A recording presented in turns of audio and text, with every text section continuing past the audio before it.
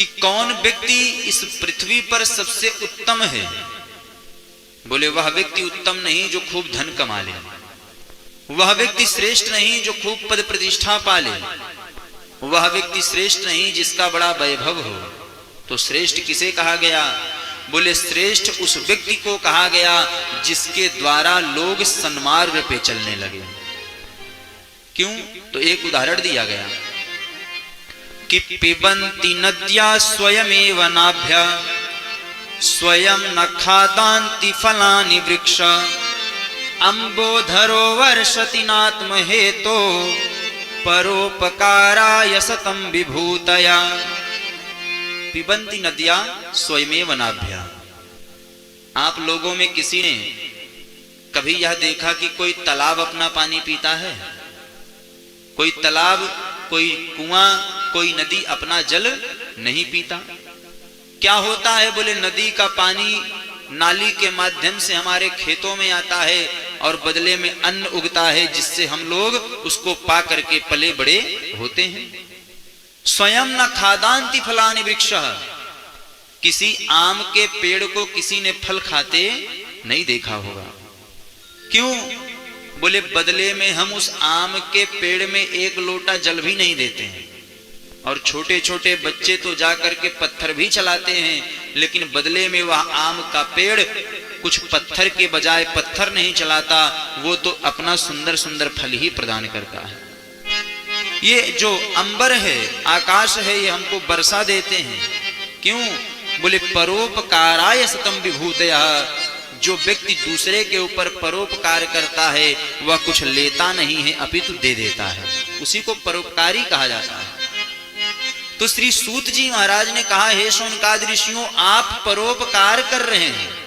क्यों परोपकार कर रहे हैं? बोले अगर आपने मुझसे यह प्रश्न किया नहीं होता तो मैं भी आपको यह कथा सुनाता नहीं।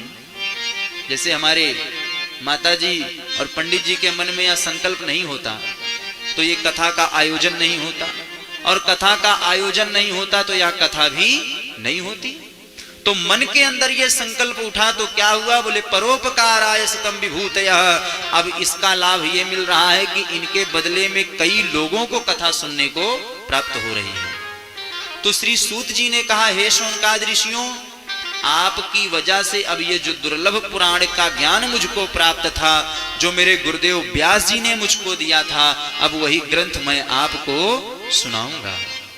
क्योंकि आपने कहा कि कलयुग में बड़ा लोगों का भाग्य सब कुछ मंद हो जाएगा, इस कारण से मैं आपको अब भगवान की कथा सुनाने जा रहा हूं। जीवन में कथा सुनने के दो उद्देश्य रखने चाहिए। पहला उद्देश्य तो यह होना चाहिए कि कथा सुन करके हमारा भगवान से प्रेम और भी बढ़ जाएगा। और दूसरा उद्देश्य क्या होना चाहिए? बोले दूसरा उद्देश्य यह होना चाहिए कि कथा सुन करके अगर शरीर से प्राण भी निकल जाएंगे तो निश्चिंत ही हम भगवत मार्ग पे आरूढ़ होकर के चले जाएंगे। इस विचार को करके तब व्यक्ति को भगवान से कथा सुनते रहना चाहिए, श्रवण करना चाहिए। क्यों? बोले संसार में आए हैं तो सब जाएंगे।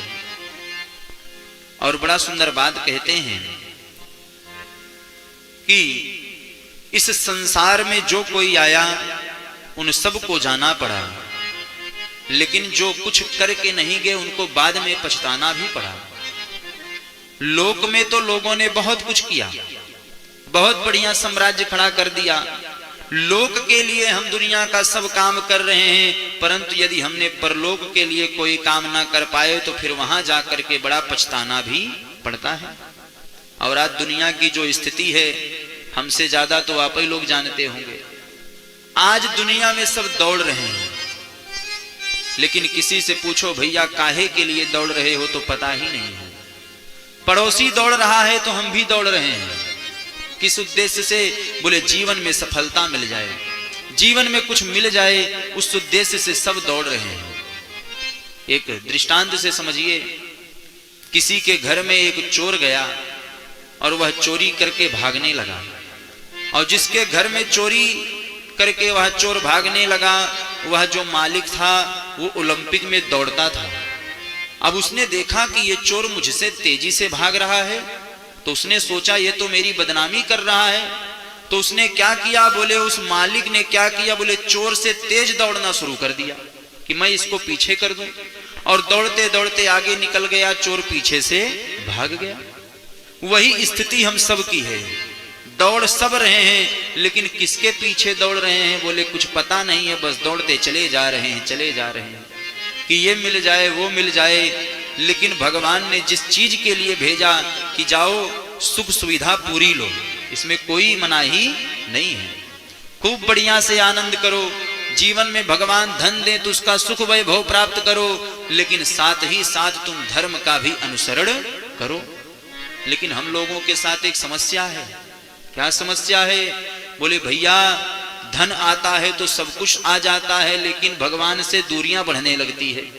बोले तब वहीं से हमारा क्या होता है, बोले पतन शुरू हो जाता है। इसीलिए कलयुग में व्यक्ति को यही विचार करना चाहिए कि हम लोग जगत में कोई भी परमानेंट नहीं है। क्यों, बोले इसलिए परमानेंट नहीं है कि भगवान ने कुछ समय के लिए भेजा है, कुछ काल के लिए भेजा है। तो जितना समय के लिए भगवान ने भेजा है उतने समय में हम लोग क्या करें, बोले सब कुछ करें और साथ ही साथ भगवान का स्मरण करें, भगवान की कथा सुने, दान धर्म भी खूब करें।